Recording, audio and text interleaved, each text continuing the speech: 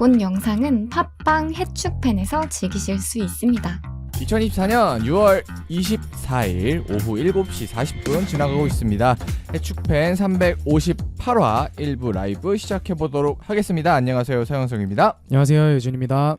네, 팟캐스트 해축팬은 스포티파이, 팟빵, 플로우, 네이버 오디오, 그리고 애플 팟캐스트에서 청취하실 수 있습니다. 그리고 충무익히는 유튜브와 네이버 치직에 들어가시면 저희가 월요일, 목요일 매주 라이브를 진행하고 있으니까요. 많은 관심 부탁드리겠습니다. 자, 일단 오늘은 또 저희 둘만 진행을 하게 됐고, 또 지용이는 또 개인 사정이 인해서 오늘은 저희 둘만 이제 진행을 하고요. 그리고 저희가 들어갈 오프닝 토크는 오늘 서령 선수 얘기입니다. 서령 선수가 지베즈다 황인범 선수가 있는 클럽이죠. 이 클럽으로 이적이 확정이 됐다고 합니다. 오피셜인가요? 네, 오피셜입니다. 울산 구단에서 오늘 들어가 보니까 소셜미디어 계정에 올라왔더라고요. 그래서 이번 주말에 고별식도 또 한다고 한대요. 이게 서령우 선수 이적설은 사실 조금 저는 오랫동안 지속됐던 것 같은데 이거 좀 오래됐었어요. 네, 이제 유럽으로 간다 만다 이런 얘기를 종종 봤던 것 같은데 드디어 좀 이제 이적이 확정된 것 같네요. 축하드립니다. 아, 진짜 솔직히 가는 과정에서 순탄치만은 않았거든요. 원래는 월드컵 직후도 뭐 살짝 움직임이 있었고, 맞아요. 그리고 이번에도 이제 시즌 전에 거의 직전이었죠. 맞아요. 그때도 움직임이 있었고, 그래가지고 여러 번 이제 뭔가 구미가 당기는 그런 네. 움직임들이 있었고, 본인도 사실 직접적으로 좀 가고 싶다 이런 네네네. 의지 표명을 많이 했었는데 좀 드디어 꿈을 이루게 됐습니다. 맞습니다. 그리고 이제 서령우 선수가 이적을 하는 팀이 이제 올 시즌 황인범 선수가 또 대활약하면서 팀이 우승으로 이끈 좀 지베즈다라는 점도 조금 의미가 있는 것 네. 같아요.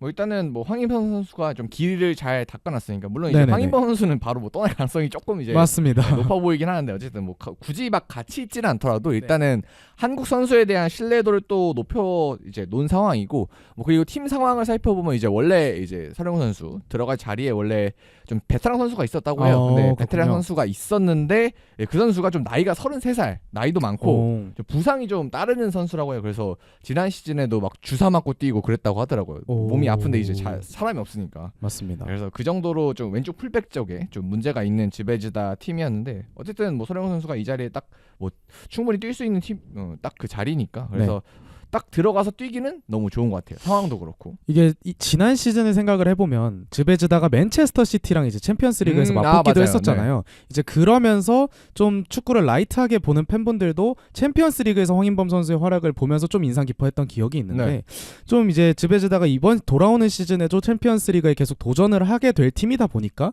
조금 이제 서령우 선수 역시도 챔스에서 좀 볼 수도 있겠다라는 기대감도 한편으로는 드는 것 같습니다. 그래서 뭐 일단 챔피언스리그는 아마 지베즈다가 예선전부터 좀 출전을 할 것으로 보이는데, 뭐 어쨌든 뭐 챔피언스리그 예선에 나간다는 건 뭐 일단은 맞습니다. 뭐 솔직히 뭐 탈락해서 뭐 유로파리그로 간다 하더라도 그쵸. 그래도 또 그럼요. 의미가 있는 또 장면이니까 또 봐야 될 것 같고, 이제 그리고 이적료는 제가 본 바로는 이제 150만 유로 정도로 일단 그게 기본급이고, 아마 추후에 따라서 좀 인센티브가 붙는 그런 형태의 계약이라고 하는데, 뭐 이적료는 이제 나 엄청 높다 이렇게 하나로는 보긴 한 20억이 좀 넘어가는 22억 정도 네. 된다고 하더라고요. 그렇습니다. 그래서 막 와 너무 높다라고 생각할 수는 없지만, 그래도 야 울산이 너무 이제 약간 호구를 당했다 그런 건 또 아닌 그냥 그냥 적정한 금액 정도인 것 같아요.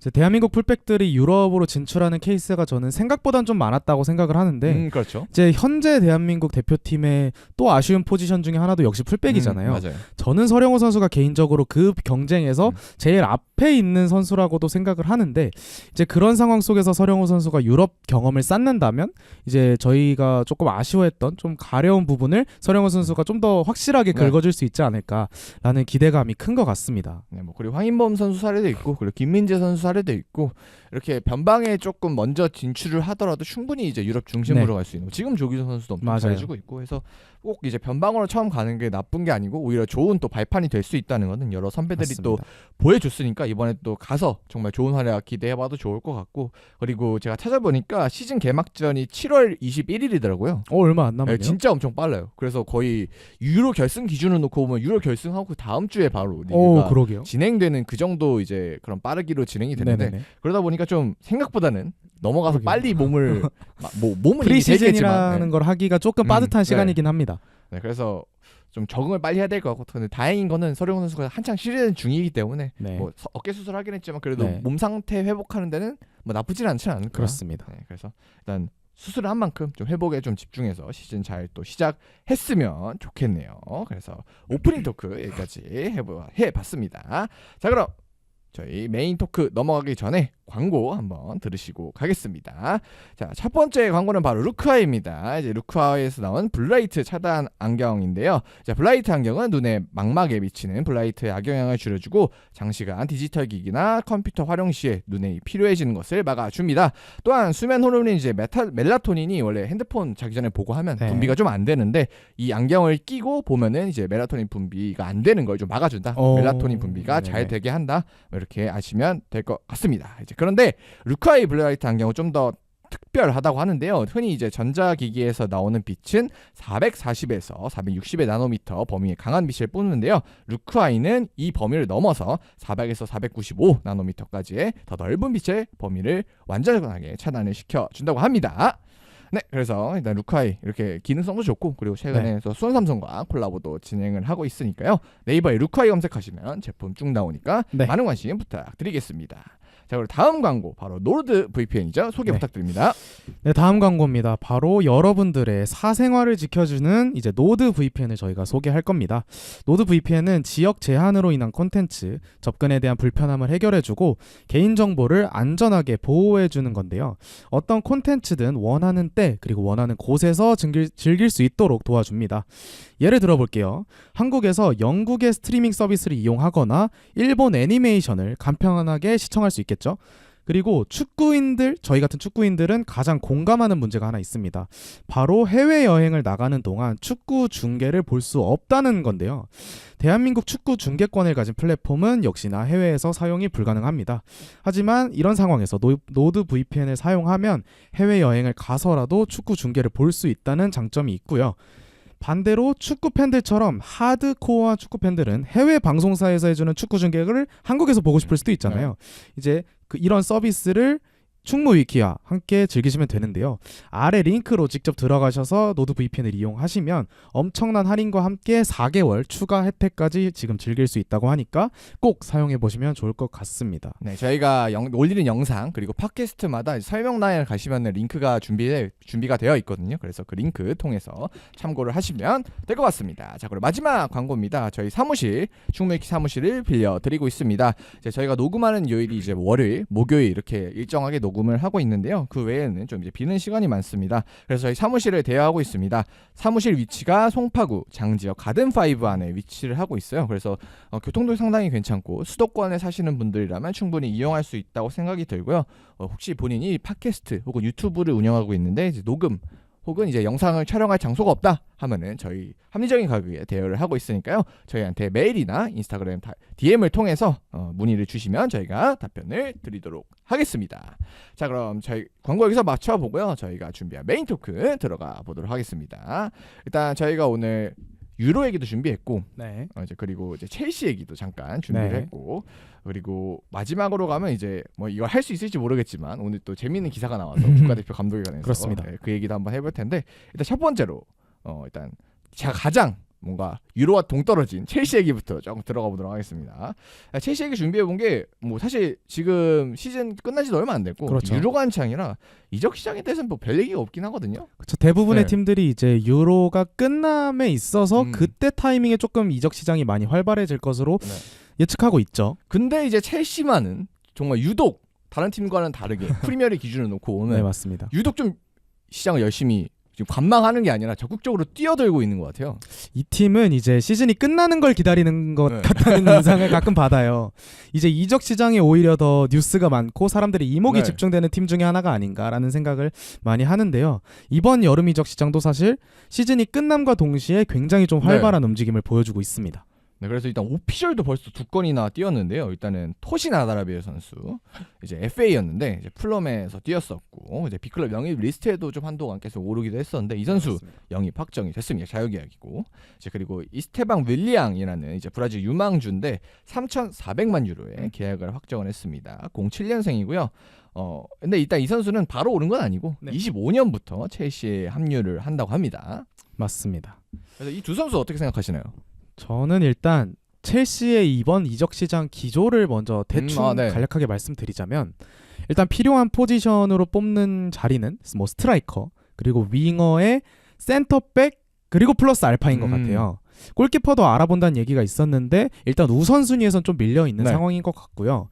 그리고 전체적인 기조 자체가 이적료를 쓰는 것에 있어서는 크게 부담스러워하지 않는다. 이제 이제 주급이 문제다. 볼리의 스탠스가 우리 회계 장부 기깔나게 맞출 자신 있다. 그렇기 때문에 이적료 높게 하는 거 너네 FFP 우려하지만 우리는 이걸 맞출 자신 있다. 라는 스탠스인데 반면에 말씀해주신 것처럼 주급을 좀 높게 부르는 거에 있어서는 그러면 우리 너네랑 계약 안 할 거야. 이런 식으로 조금 많이 하거든요.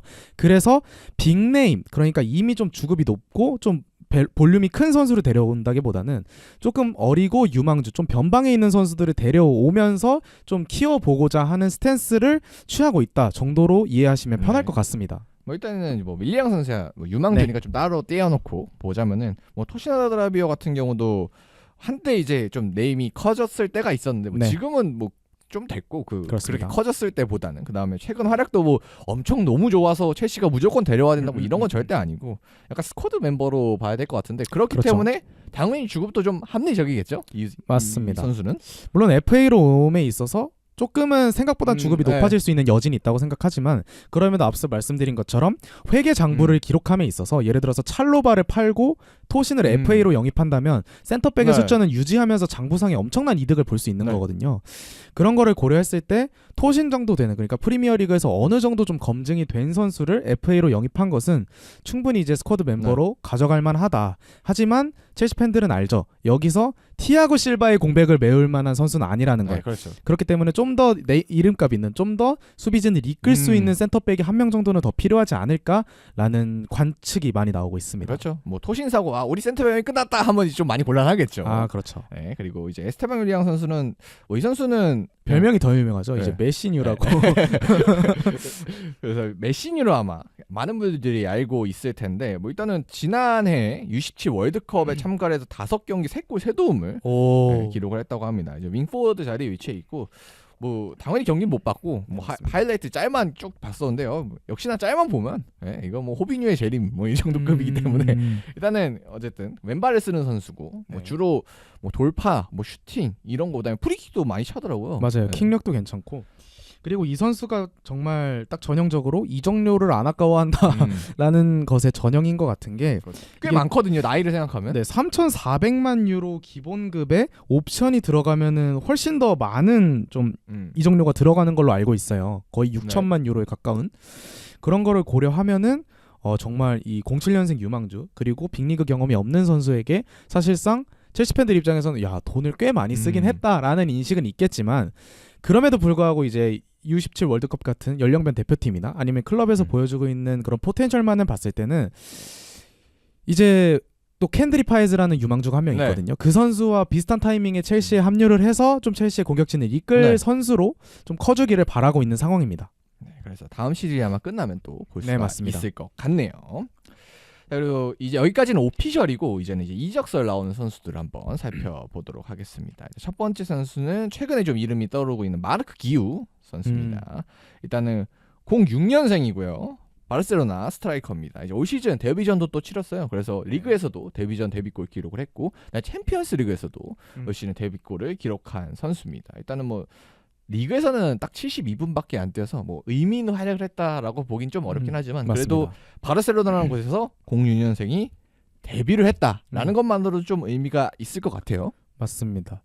현재 로마노 기사에 따르면 12시간 전에 나온 기사입니다. 네. 첼시가 이제 한 600만 유로 정도인가요? 600만 유로 정도의 조항을 위해서 마르크 기유를 데려오기 위해서 바르셀로나와 회담을 시작을 했고 현재 바이에른 뮌헨도 기유에 대한 좀 영입을 열망하고 있지만 첼시가 좀 앞서 있다라는 기사가 나왔거든요. 그러면 마르크 기유가 막 그렇게 엄청 비싼 선수 절대 아니네요. 이게 아마 조항이 있다는 거 보면 약간 바이아웃이라던가 네. 좀 유망주기 때문에 좀 싼 부분적 그런 조항이 있는 게 아닌가라는 생각입니다.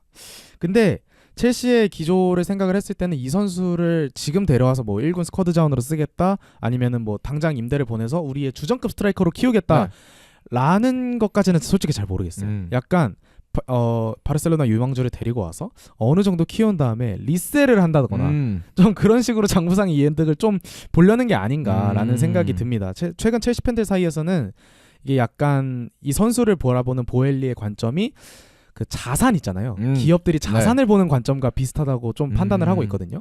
딱 감가상각이란 게 있잖아요. 유형 자산을 데려오면은 그렇죠.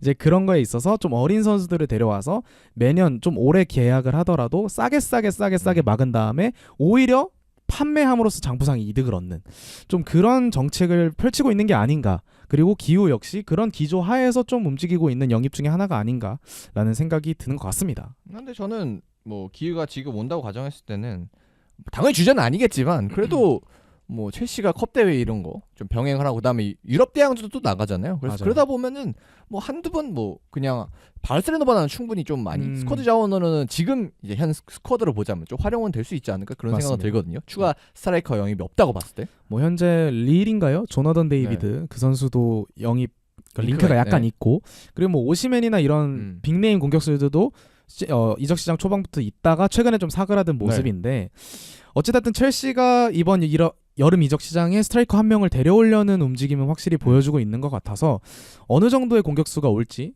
좀 기대가 되는 상황이기도 합니다. 네, 그래서 마르크 기유도 뭐 일단은 좀 표본이 많이 없어. 저희가 어떤 맞아요, 선수고 맞아요. 어떤 점을 주목해야 된다라고 뭐 자세히 말씀드리긴 어렵겠습니다만 일단은 뭐 바르셀로나가 인정한 또 유망주니까 네. 만약에 또 이렇게 싼 가격에 데려올 수가 있다면 또 네네네. 첼시에서도 발전할 가능성이 굉장히 많은 선수겠죠. 근데 단 하나 좀 걱정되는 거는 이런 선수 딱 데려와서 임대 뺑뺑이 돌리다가 이제 의미 없이 보내는 이런 이제 패턴을 첼시가 좀 많이 과거에 맞습니다. 반복을 해왔기 때문에 이제 그런 흐름에서 어떻게 타파할까, 그다음에 이 선수를 예전과 같은 흐름으로 어떻게 소비하지 않을까, 이건 좀 고민을 해봐야 될 것 같네요. 네네네. 자, 다음 선수는 좀 이름이 큽니다. 니코 윌리엄스 선수인데요. 빌바오의 현재 윙어고 그다음에 스페인 대표팀 주전 공격수로 유로에서도 계속 활약을 하고 있는 선수입니다. 저희가 2부에 이제 스페인, 이탈리아 경기 리뷰를 네. 하겠는데 그때도 사실 니코 윌리엄스의 비중이 꽤 큽니다. 네. 이번 유로에서 상당히 좋은 모습을 보여주고 있고 이 선수의 나이가 아직 2002년생밖에 안 됐어요. 맞아요. 솔직히 그렇기 때문에 반대쪽에는 라민 네. 야말이 너무 어려서 그렇지 이 선수도 5살 차이. 유망주입니다. 그렇습니다. 그래서 이제 최근에 빌바오 경기를 많이 팔로우하지 네. 않는 팬들도 이 선수의 좀 능력이나 네. 이런 것들을 많이 확인하고 있는 상황인데 사실 첼시도 역시나 로마노 기사에 따르면 이 선수에 관심이 있는 건 맞지만 현재 이 선수에게 달려있는 그런 바이아웃 조항이라던가 그럼 급하게 좀 접근하려는 스탠스는 아니다. 그냥 영입 후보 중에 하나다라는 얘기가 많은 것 같고 그리고 앞서 말씀드린 것처럼 뒤에서 언급한 올리세 선수가 빠그라진 게 주급 문제거든요. 그리고 이번 기조가 주급을 많이 주지 않겠다라는 스탠스를 취하고 있다고 말씀드렸기 때문에 니코 윌리엄스의 현재 주급이 3억이 넘어간다고 해요. 네. 그렇기 때문에 만약에 첼시가 데려왔을 때 4억 정도의 주급을 과연 이 선수한테 투자를 하려고 할까? 솔직히 저는 하더라도 데려오는 게 나쁘지 않다고 생각을 하지만 하려고 할까?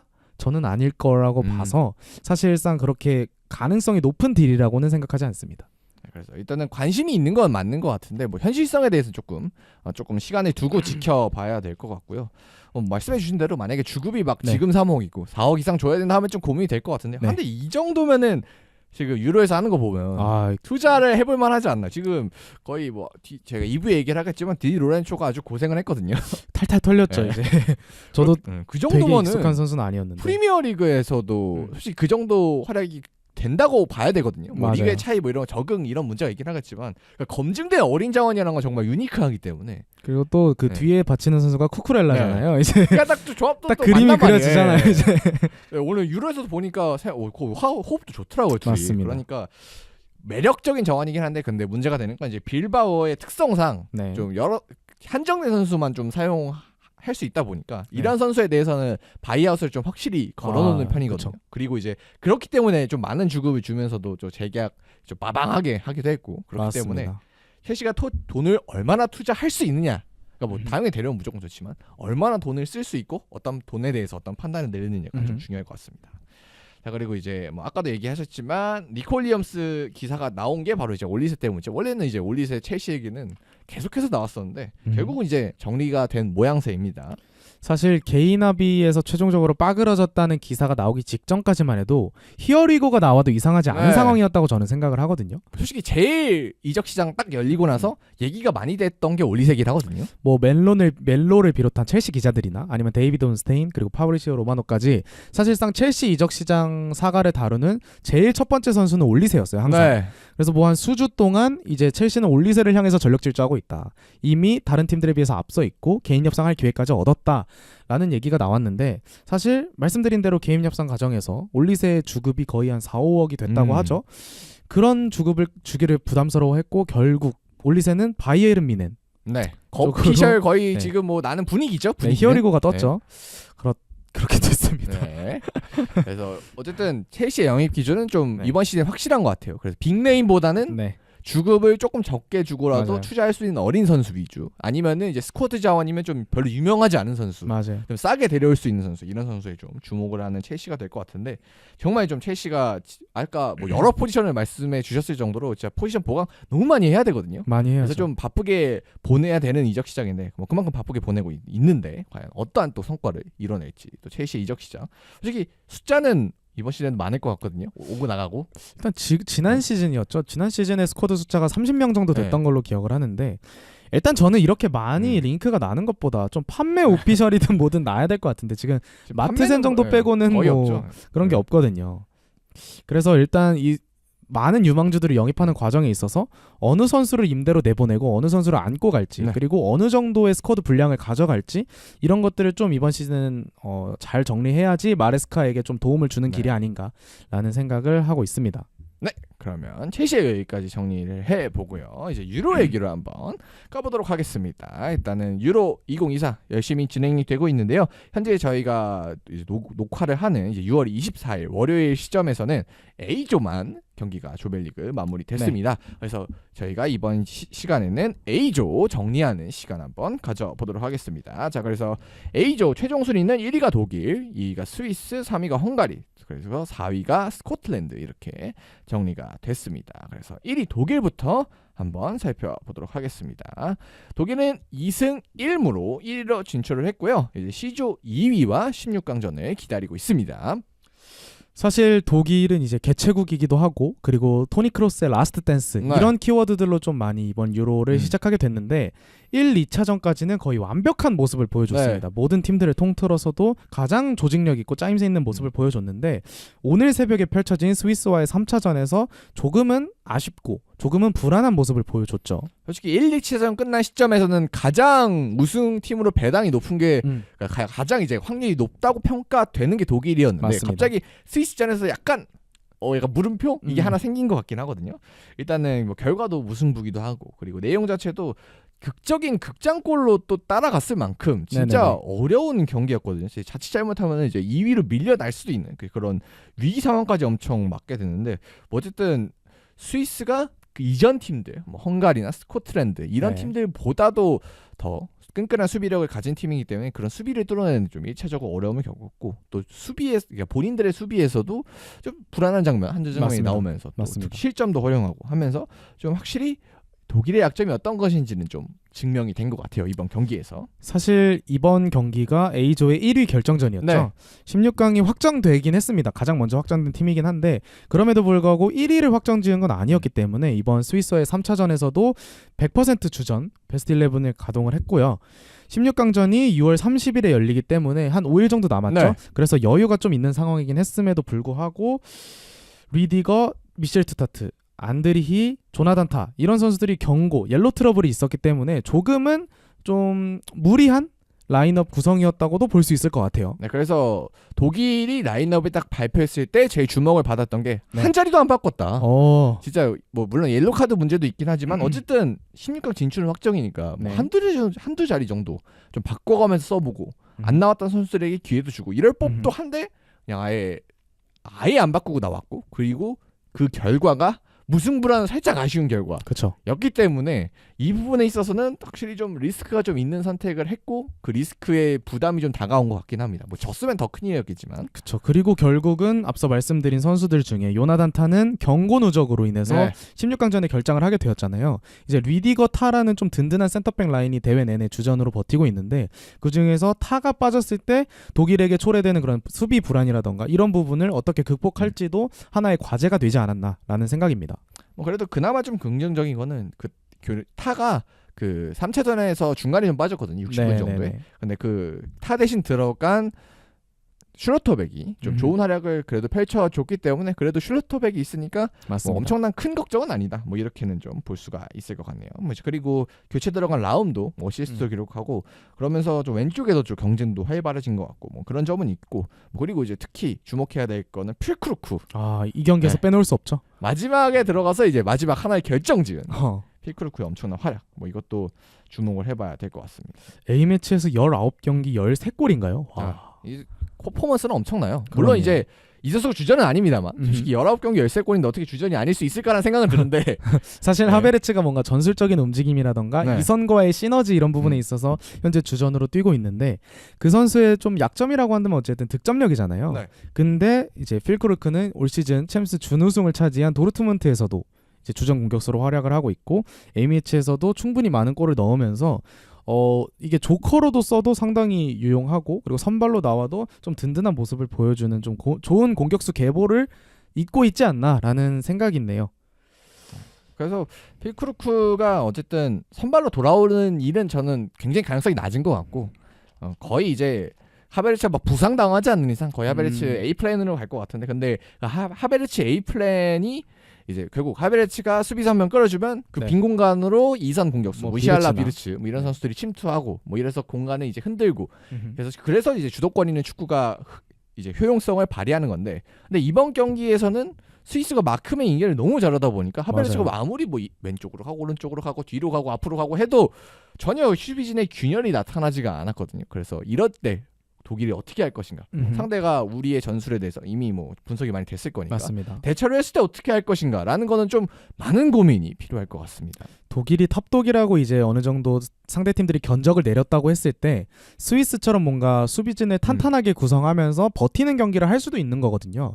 그랬을 때 이제 말씀해주신 것처럼 독일이 어떻게 파괴할지도 좀 주목할 부분인 것 같습니다. 네, 그래서 독일 같은 경우는 이런 상황이고 그리고 마무리하기 전에 이 두 선수는 꼭 언급을 해야 될 것 같은데 아까 말씀을 드렸지만 무시알라 비르츠 진짜 이선 공격진들 중에 거의 유로에서 최고의 활약 지금 펼쳐주고 있습니다.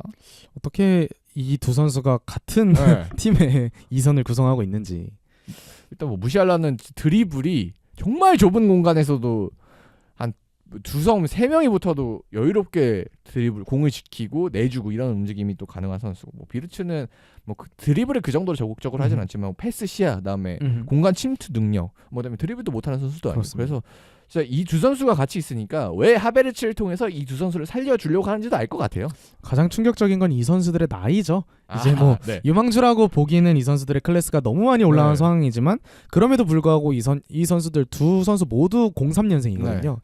사실 저보다 한 살 많은 이제 형들인 건데 이 두 선수가 양쪽 윙어 그리고 이선을 넘나들면서 조금 독일 대표팀을 이끌어가고 있지 않나. 그래서 독일의 이선 미래도 상당히 좀 밝지 않나라는 생각이 많이 드는 것 같습니다. 그래서 어쨌든 독일의 지금 플랜 A의 중심이 바로 이 선수들이거든요.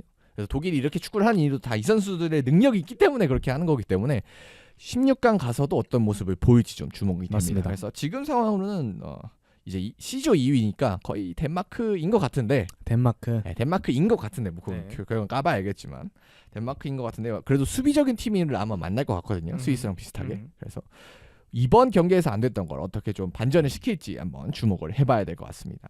자 그럼 독일 마무리해보고요. 그러면 2위 스위스로 한번 넘어가 보겠습니다. 일단 스위스는 1승 2무로 2위 진출이 확정이 됐고요.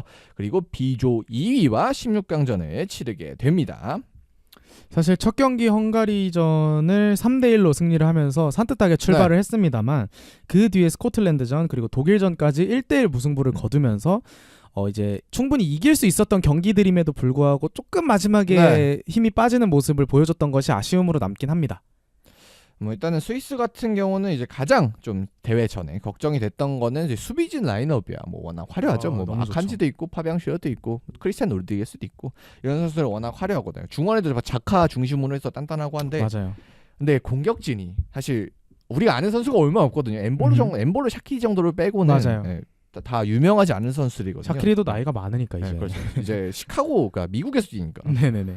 그래서 좀 공격진에 대해서 걱정이 많았는데 일단 조별리그에서는 총 5득점을 기록을 하면서 일단 그 정도 걱정은 안 해도 된다. 이거를 보여준 것 같아요. 그리고 이번 독일전에서 좀 주목할 만한 선수가 은도이 선수. 네. 이제 볼로냐에서 뛴다고 하셨는데 상당히 좀 리디거를 상대로도 경합에서 밀리지 않고 그리고 선제골까지 기록하는 모습을 보여주면서 충분히 역동적인 저런 하나의 옵션이 될 수 있지 않나라는 기대감이 많이 들었던 것 같습니다. 스위스가 이제 1, 2, 3차전 모두 다른 공격 라인업을 사용을 했는데 그 중에서도 한 자리를 계속해서 진 게 인도의 선수거든요. 그렇기 때문에 이 선수가 뭐 지금 상당히 젊은 선수고 그다음에 스위스의 또 미래를 맡아줘야 되고 그리고 스위스가 좀 수비 위주로 하면서 한번 딱 튀어나갈 때 강팀 기준으로 봤을 때 이제 토너먼트니까 그래서 그 튀어나갈 때 중심이 돼야 되는 또 선수거든요. 그렇기 때문에 공격진에서는 사실 이 선수를 제일 좀 주목을 해봐야 되지 않을까. 맞습니다. 그렇게 생각이 드는 것 같습니다. 이제 그리고 엠볼로 선수도 부상 때문에 조금 쉬었어가지고 한 십자인대 때문이니까 한 1년 정도 쉬었을 거예요. 그래서 쉬다 온 선수인데 그래도 생각했던 것보다는 경기력이 좀 나온다. 이제 아직 90분을 계속해서 뛸 체력은 안 되는 것 같은데 그래도 좀 이름값에 맞는 모습은 보여주고 있어서 스위스도 상당히 공격진에서도 기대가 되는 것 같습니다. 뭐 엠볼로 선수도 첫 경기에 골을 어쨌든 넣긴 넣었으니까요. 마지막에 좀 상대가 준 거긴 하지만 어쨌든 넣긴 했어요. 넣긴 넣었잖아요. 그렇기 때문에 이제 대회를 치러감에 따라서 좀 컨디션을 끌어올릴 수 있는 시간적 여유는 생기지 않을까라는 생각도 드는 것 같습니다. 네, 그리고 이제 스위스 같은 경우는 일단 수비력을 또 가장 주목을 해봐야 되고 특히 이제 뭐 독일전에서 뭐 실점은 이제 계속해서 1, 2, 3차전 하긴 했는데 전반적으로 뭐 수비력 자체는 너무 훌륭했거든요. 그래서 어쨌든 본인보다 강한 팀을 만났을 때 정말 단단하게 수비할 수 있는 그런 컬러를 가지고 있고 또 그냥 마냥 또 막 5-4-1 이렇게 해가지고 두 줄 수비 이렇게 하는 게 아니라 또 올라올 때는 올라와서 압박해주는 모습도 있었고 역습도 하고요. 맞아요. 그리고 막 3백 진영이 다 내려서는 것도 아니라 공격할 때는 또 약간 4명만 남고 또 올라가는 그림도 있고 해서 여러 가지 공수에서 정말 밸런스가 좋은 팀으로 잘 갖춰진 것 같아서 진짜 16강전도 B조 2위니까 충분히 많이 기대해볼 만하지 않을까 그렇게 생각이 됩니다. 근데 다만 스페인이나 이탈리아 스페인은 아니고 이탈리아일 것 같아서 아마 여긴 또 이탈리아나 뭐 아니면 크로아티아 뭐 이렇게 될 텐데 그래서 좀 대진운이 조금 좋지 않긴 합니다. 여기. 그렇죠. 2위가 2위를 만나는데 하필 제일 2위가 센 조 중에 하나와 만나기 때문에 이제 전체적으로 말씀 쭉 드렸지만 상당히 좀 밸런스가 좋은 팀이라는 평가를 내리거든요. 특히 수비가 안정됨에 따라서 토너먼트에서 충분히 힘을 발휘할 수 있는 팀이라는 생각이 드는데 그 16강전이 일단 스위스에게 다가오는 가장 큰 고비가 되지 않을까. 만약에 여기서 이기고 올라간다면 정말 좀 대이변의 드라마를 좀 쓰게 되는 거니까요. 스위스가 항상 또 그런 식으로 또 성적을 또 냈던 팀이기 때문에 충분히 기대를 할 만한 것 같습니다. 그리고 이 팀에는 마지막으로 볼로냐 트리오가 있는데요. 아까 말했던 이제 은도의 선수 그리고 이제 중앙 미드필더의 프로일러 그리고 왼쪽 윙백의 에비셔 선수 다 볼로냐 선수라서 딱 그 로테이션이 또 유지가 되거든요. 그래서 이 점도 한번 주목해 보면 좋을 것 같습니다. 자 그러면 스위스 여기서 정리를 해보고 3위 헝가리로 한번 넘어가 보겠습니다. 헝가리는 1승 2패 득실 -3으로 3위가 됐습니다. 아직 16강 진출이 확정된 건 아니고 다른 조의 결과를 지켜봐야 되는 상황이죠. 사실 저는 헝가리라는 팀에 대해서 생각보다 좀 기대를 했던 것 같아요. 맞아요. 솔직히 지난 대회에서도 헝가리가 아무도 기대를 하지 않았지만 좀 좋은 경기력은 보여줬거든요. 탈락은 하긴 했지만 이제 물론 스코틀랜드가 상대적으로 이 조에서 약체로 뽑히긴 했습니다만 헝가리냐 스위스냐 2위를 두고 어떤 팀이 경쟁하느냐에 대해서 조금 주목을 했는데 사실 이제 첫 두 경기를 조금은 무기력하게 패배를 하면서 팬들의 기대를 좀 충족시키지 못하는 출발을 했었죠. 뭐 특히 이제 이 팀이 수비력 끈끈한 걸로 엄청 유명한 맞아요. 팀인데 그냥 첫 경기부터 수비 실수가 나오면서 그러니까요. 좀 많이 어려웠던 것 같아요. 거의 내리 3골을 네. 먹히는 과정에서 수비 실수도 굉장히 많았고 그리고 이제 막판까지 가면서 계속해서 실점을 하는 모습을 보이다 보니까 와 이거 대회 첫 경기에서 뭔가 이런 식의 조직력을 보여준다면 앞으로의 경기들이 조금 불안하겠다 이런 평가들이 많았는데 결국 그래도 뭐 마지막 경기를 승리하긴 했으니까 조금 이것이 분위기 전환의 트리거가 될 수도 있지 않을까라는 생각은 드는 것 같습니다. 네, 마지막 경기 스코틀랜드전에서 이제 극적인 승리를 거뒀었죠. 네네네. 추가 시간 10분에 득점을 했고 그리고 16강 가능성이 또 그로 음. 인해서 생기게 됐습니다. 뭐 일단은 뭐 소보슬라이가 이 팀의 주장으로 있고 23살인데 뭐 벌써 주장이라고 하네요. 최연소 주장이기도 하고 네. 그래서 소보슬라이 중립으로 공격 전개 뭐 이런 거는 나쁘지 않은데 맞습니다. 결국은 이 수비를 어떻게 좀 단단하게 정리를 다시 하느냐. 물론 이제 3차전에서는 수비력 뭐 괜찮긴 했거든요. 그래서 그런 식으로 만약에 토너먼트에 가게 된다면 그 점을 좀 주목을 해봐야 될 것 같고 근데 다만 이게 마이너스 3이라 쉽지 않지 않을까. 골득실이 네. 또 있으니까. 물론 이제 1승을 못하는 팀들이 다른 조에서 많이 나오면은 또 그 그냥 1승 한 승점으로 올라갈 수도 있겠지만 또 네네네. 모르는 일이거든요. 이게 사실 6개 조의 3위 중에서 4팀이 네. 올라가잖아요. 그러면 사실 3위 팀들끼리 경쟁에 있어서 경쟁률이 되게 빡빡한 건 아닌데 이제 앞서 말씀드린 좀 스위스전에서의 좀 그런 수비 실수들 네. 요런 걸로 인해서 좀 득실차에서 손해를 봤던 것들이 이제 요런 3위 경쟁에 있어서는 조금 마이너스로 작용할 것 같고 저는 이제 리버풀 팬들이 팀에서의 클럽팀에서의 소보슬라인 좀 아쉬워하지만 헝가리에서의 소보슬라인은 사실 생각보다 굉장히 네. 좋은 모습을 자주 보여주거든요. 그래서 만약에 16강이 올라간다면 역시나 조금 여전히 다크호스로 주목해볼 네. 만한 팀 중에 하나로는 남아있지 않을까라는 생각이 드는 것 같습니다. 네, 그러면 4위인 스코틀랜드로 한번 가보도록 하겠습니다. 스코틀랜드는 1무 2패 4위로 탈락이 확정이 됐죠. 사실 A조가 독일이라는 절대 강자가 있긴 했습니다만 그런 2위 경쟁이 굉장히 빡빡하다고 말씀드렸는데 그런 조금 틈 속에서 유일하게 좀 떨어진다고 평가받았던 팀이 스코틀랜드였고 네. 결과적으로도 1무 2패로 조금 가장 먼저 탈락을 확정한 팀 중에 하나가 되었습니다. 물론 이제 아쉽긴 했지만 그래도 조금 이제 스코틀랜드의 변론을 해보자면 일단은 그러니까 대회가 시작하기 전에 공격수 다이크스 선수 네네. 부상으로 합류를 하지 못했고 그리고 경기 진행 중 그러니까 조별리그 2차전에서 티어니가 또 부상을 당하면서 좀 부상의 변수는 조금 있었던 팀이긴 해요. 어쨌든 티어니가 없었던 게 3차전에서는 좀 주요하게 작용했을 수도 있고 그러니까. 그리고 또 이제 독일전 개막전이었죠. 그때 포티우스 선수가 또 맞아요. 퇴장을 당하면서 아예 시작부터 와르르 무너지는 모습을 네. 보여줬거든요. 그래서 물론 퇴장이라는 변수는 사실 이 스코틀랜드가 예상한 네. 부분은 아니었겠지만 그럼에도 불구하고 뭔가 스타트부터 뭔가 삐그덕거리는 모습이 많이 있었다. 이렇게 생각해 주시면 좋을 것 같습니다. 이게 룰로 예선을 할 당시에는 맥토미니 중심으로 특히 맥토미니가 공격수였죠, 거의. 7골인가 넣어보면서 엄청난 대화력을 해서 스코틀랜드도 그 점에 있어서 주목을 받긴 했는데 막상 또 까보니까 맥토미니도 막 그렇게 만족스럽게 공격으로 올라올 찬스도 없고 너무 밀려있다 보니까 뭐 그리고 그나마 또 주도권을 잡은 3차전에서도 많이 답답한 모습 수지가 제가 기억하기로 0.17인가? 어쨌든 되게 낮았거든요. 네, 주도권을 0.17입니다. 잡았음에도. 그래서 사실 스코틀랜드는 뭐 그런 맥투미니 뚝배기 시스템 그런 중심으로는 좀 한계를 많이 느끼지 않았을까 이번 대회에서. 맞아요. 이게 사실 물론 스쿼드의 퀄리티 차이는 감안해야겠습니다만 아무리 그래도 점유율 58%를 네. 기록하고 슈팅 4개를 때리는 거는 네. 너무나 이제 공격 조직력이나 전개 과정에 있어서 퀄리티가 떨어지는 모습을 네. 많이 보여줬고 그리고 뭐 그 과정에서 XG 값이 0.17이었고 상대 박스 한 터치도 16회밖에 안 됐기 때문에 뭔가 그냥 기회를 만듦에 있어서 골을 못 넣었다는 게 아니라 그냥 기회 만드는 것에 있어서도 상당히 좀 어려움을 겪었다 이렇게 말씀드리면 좋을 것 같네요. 그래서 일단 스코틀랜드는 뭐 탈락은 확정이 됐으니까 또 이제 월드컵 남아 있잖아요. 월드컵 예선이. 그렇기 때문에 그 진출을 위해서는 그냥 이대로 가는 것보다는 좀 변화가 필요하지 않을까. 그쵸, 감독 이제. 바꾸는 게 좋지 않을까요, 이 정도면? 아무리 월드컵이 네. 이제 티켓이 많이 늘었지만 그래도, 유럽에서의 빡세요, 경쟁력은 거긴. 너무 빡세니까.